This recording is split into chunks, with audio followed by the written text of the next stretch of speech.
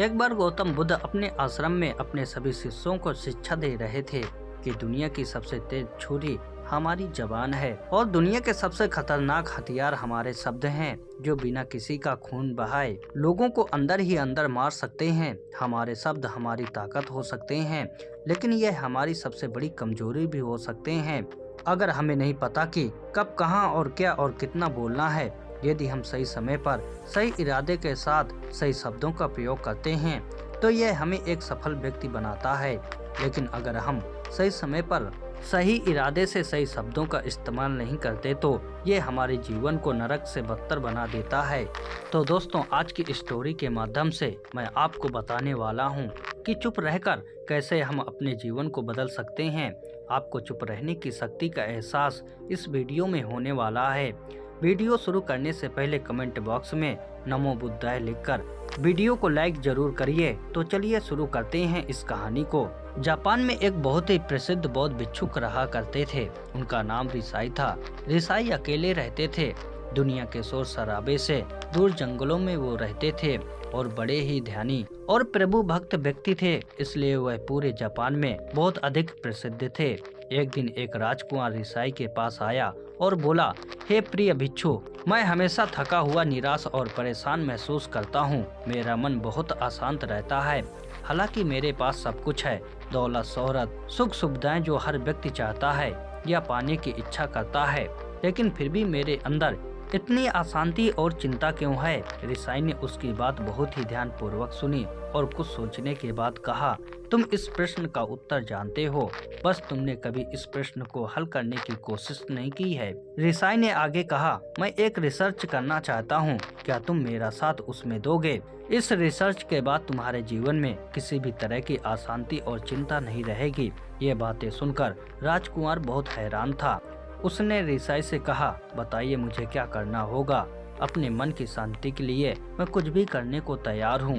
राजकुमार की इन्हीं बातों को सुनकर भिक्षु ने कहा, तो फिर आप अगले 15 दिन के लिए मेरे आश्रम में रहोगे और एक सामान्य व्यक्ति की तरह अपना जीवन व्यतीत करोगे और इन 15 दिनों में तुम अकेले और चुपचाप रहोगे, जितना हो सके कम बोलोगे। राजकुमार उस भिक्षु की बातें सुनकर सहमत हो गया। पहले दिन राजकुमार को लगा कि उसका मन सामान्य से अधिक अशांत और विचलित है। उसके मन में तरह तरह के विचार आ रहे हैं और वह आम लोगों की तरह जीवन जीने में असहज महसूस कर रहा है। उसे अंदर से बोलने की इच्छा हो रही थी, लेकिन वह चुपचाप रहा। उसके मुंह से एक भी शब्द नहीं निकला, बस वह चुपचाप बैठा रहता। लेकिन रात होते होते उसे अंदर ही अंदर शांति का अनुभव होने लगा। उसके लिए ये अनुभव अजीब था। वह खुद से पूछ रहा था कि वह अंदर ही अंदर इतना खुश क्यों है और उसकी आंतरिक बेचैनी और चिंता क्यों कम होने लगी है। अगले दिन राजकुमार अकेला चुपचाप बैठा रहा और वह प्रकृति को निहार रहा। वह पौधों को, फूलों को, आकाश में उड़े पक्षियों को। वह अपने जीवन में पहली बार यह अद्भुत दृश्य महसूस कर रहा था कि उसके पास कितनी सुंदरता है। वह दिन भर प्रकृति की सुंदरता को निहारता रहता और उसकी ताजगी को महसूस करता रहता। इसी तरह से 10 दिन बीत गए और उसके मन की सारी बेचैनी, सारी हलचल, सारी उथल पुथल और सारा तनाव गायब हो गया। 11वें दिन सुबह राजकुमार फिर से एकांत में बैठ गया और कुछ ही मिनटों में उसकी आंखें अपने आप ही बंद हो गई और वह गहरे ध्यान में चला गया।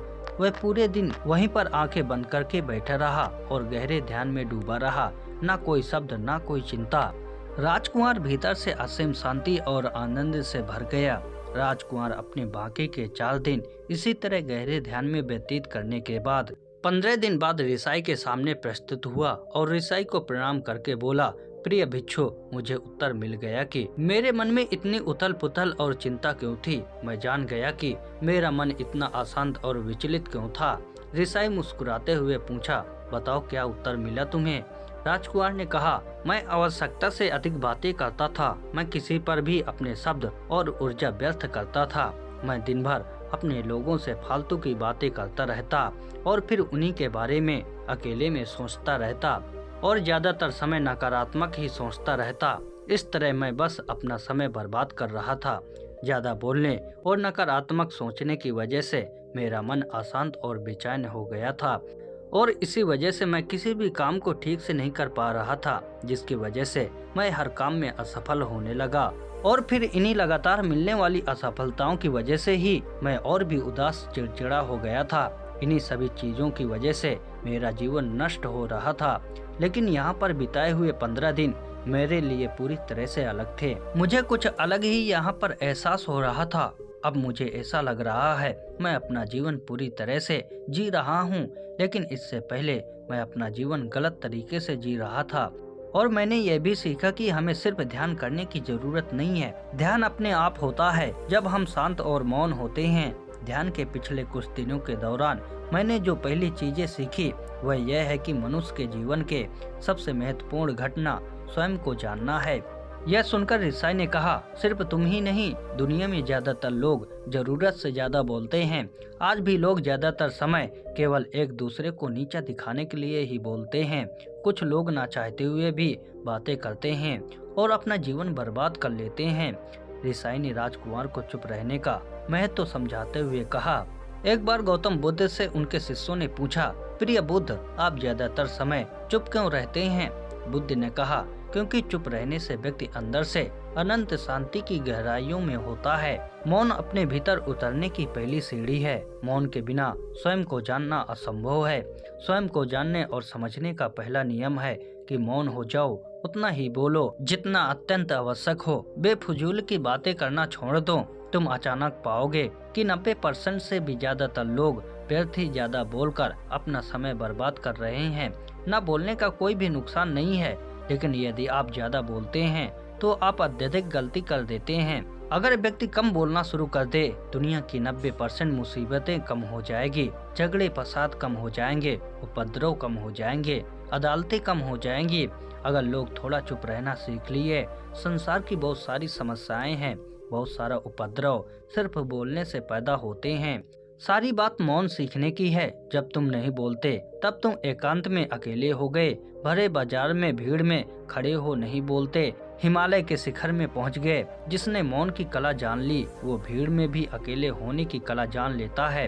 वो अपने भीतर ही डुबकी लगाने लगता है। एकांत में तो आदमी स्वर्ग में है। दूसरों की उपस्थिति ही बेचैनी पैदा करती है। पहले तुम्हें चुप रहने की शक्ति को धारण करना होगा। इससे तुम अधिकतर ऊर्जा को बचा लोगे और फिर एक स्थिति में पहुंच जाओगे कि तुम कम बोलने लगोगे। अगर तुम किसी के यहाँ जा रहे हो और परेशान हो जाओ तो ऐसे में उचित है कि आंखें बंद कर लो और अपने आप में खो जाओ।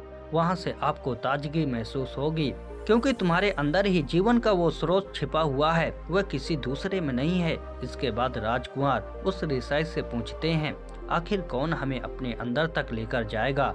ये बातें सुनकर रिसाई बुद्ध कहते हैं, तुम्हें स्वयं ही अपने अंदर उतरना होगा और वहीं से परम राज्य जीवन का आनंद ले पाओगे।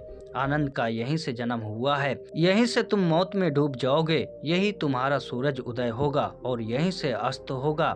इसी प्रकार तुम बार बार डुबकी लगाओ। जब भी तुम डुबकी लगाओगे लौटोगे, वहाँ से तुम पाओगे फिर ताजगी भरी जीवन की नई संपदा मिलेगी।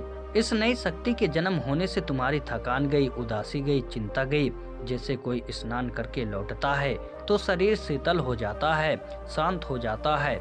ऐसे ही जब कोई भीतर से साफ होकर वापस आता है, मौन में स्नान करके लौटता है, तो समस्त अस्तित्व, समस्त व्यक्तित्व शांत और मौन हो जाता है, आनंदित हो जाता है। जब तुम आंतरिक मौन की उस पराकाष्ठा पर पहुंच जाओगे, जब तुम पाओगे कि बोलने से भी तुम्हारा मौन खंडित नहीं होता, वो बना ही रहता है। उसकी एक अंतर्धारणा लगातार तुम्हारे भीतर बहती रहती है। तुम बोलते हो, तुम शब्द का उपयोग भी करते हो, लेकिन वो तुम्हारे मौन को खंडित नहीं कर पाती है। एक बार गहरे मौन में स्थिर हो जाओ, फिर तुम्हारी वाणी में भी मिठास आ जाएगा। तुम्हारा बोलना संगीत पूर्ण होगा, तुम्हारा बोलना सत्य होगा। तुम बोलोगे तो दूसरों पर भी शीतलता छा जाएगी। जैसे ही तुम अंदर से चुप होते हो, तुम इतने शक्तिशाली होने लगते हो कि समाज की निर्भरता तुम छोड़ने लगते हो और तुम्हारे जीवन में एक मस्ती आती है जो केवल दीवानों के जीवन में होती है। तुम्हारे चेहरे पर एक नई रौनक आ जाती है, तुम्हारी आंखें किसी अमृत के समान हो जाती हैं और तुम अनंत शांति के समुद्र में डूबने लगते हो। इतना कहकर भिक्षु रिसाई ने अपनी बात को खत्म की और वो मौन में चले गए। राजकुमार उनका धन्यवाद कर अपने महल में चला गया।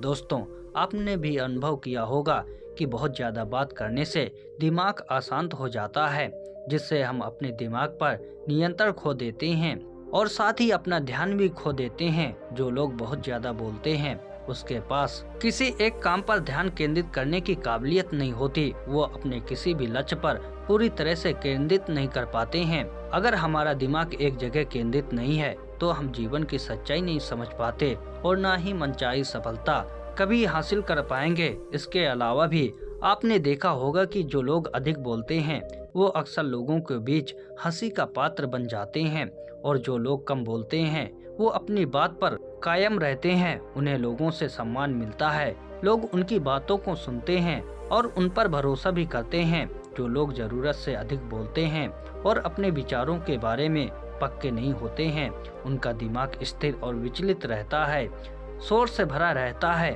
और एक अशांत दिमाग वाला व्यक्ति जीवन में किसी भी चीज में सफल नहीं हो पाता, क्योंकि वह किसी भी काम में फोकस नहीं कर पाता। यदि किसी भी व्यक्ति को यह पता है कि उसे कब, कहां और क्या बोलना है तो वह व्यक्ति सच में बहुत बुद्धिमान है और ऐसा व्यक्ति जहां भी जाता है उसका व्यक्तित्व तो आकर्षण का केंद्र बन जाता है और वह जो भी कुछ करता है उसमें सफल अवश्य होता है। अगर हम किसी महान और सफल व्यक्ति के व्यक्तित्व को गहराई से देखेंगे तो पाएंगे वो कम बोलते हैं और कम से कम शब्दों में अपनी बात खत्म कर देते हैं। वो बोलने से पहले वो चीजों और जिसके बारे में उसे बोलना है उसके बारे में गहराई से सोचते हैं। लेकिन जो लोग बहुत ज्यादा बोलते हैं बहुत बार वो झूठ भी बोलते हैं और अपनी बातों से दूसरों के मन और विचारों पर कचरा डालते रहते हैं। वह ज्यादातर समय दूसरों की बुराइयां करते रहते हैं, इसलिए उनके अपने भी उनसे नफरत करने लगते हैं और उनसे बचने की कोशिश करते हैं। हमारे भारतीय उपनिषदों में कहा गया कि हमारे शब्द वास्तविक ब्रह्म शक्ति है। मौन में धैर्य आता है, धैर्य से ध्यान और ध्यान से हम अपने जीवन के बारे में जागरूक हो जाते हैं। इसलिए अगर हम ज्यादा बात करते हैं तो हम मौन को खो देते हैं, जो व्यक्ति शांति का पहला स्तंभ है। दोस्तों, आज से हम चुप रहने का अभ्यास अवश्य करेंगे।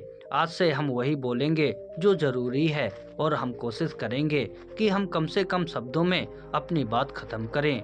हो सके तो कोशिश करें कि रोज कम से कम 30 मिनट एकांत में चुपचाप बैठेंगे और मुझे पूरा विश्वास है कि इससे हम सबके अंदर एक सकारात्मक बदलाव जरूर आएगा।